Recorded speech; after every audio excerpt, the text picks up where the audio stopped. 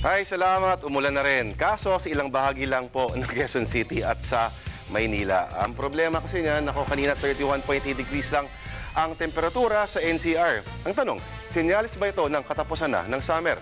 Sagot ng Pag-asa, hindi pa. Sobrang init kasi maraming tubig ang nasipsip ng ulan, kaya medyo marami ang bagsak po ng ulan. Sandali lang po ang preskong panahon, kaya enjoy it habang nandyan.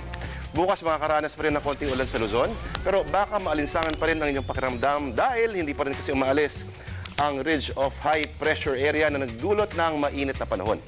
Magiging maulan pa rin sa silangang bahagi ng Visayas at Mindanao bukas. Epekto yan ng low pressure area sa timog silangan po ng Palawan.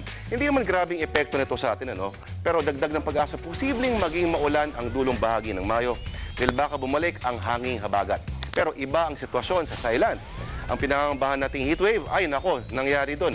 38 to 39 degrees Celsius ang temperatura, kaya pati mga isda nauubusan ng tubig na paglalangoyan. Ganon kalupit, mga kapatid. Grabe. Pero maiba tayo. Ngayon, unang araw ng Mayo ay International Labor Day. Ang pangdaigdigang pagdiriwang ng uring manggagawa. Ang tanong, paano nga ba ito nagsimula? Aba, pulang-pula ang ugat nito. Napili ang araw nito noong Marxist International Socialist Congress sa Paris, France noong 1889. Ilang taon bago nito, pinaglaban ng mga grupo doon na gawing 8 oras ang haba ng trabaho sa bawat araw. Kasi naman, ang uso noon, 12 to 14 hours sa trabaho. 6 to 7 days a week. Grabe naman, parang kabayo.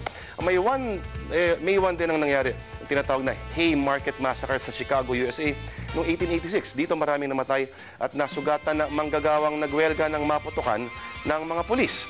Sa wakas ay naipasa rin ng US Congress ang panukalang 8 oras sa shift sa trabaho noong June 25, 1938, 52 years after. Baka naman ma-aproba na hinihinging 125 pesos na aumento sa sahod ng mga obrero after 52 years pa.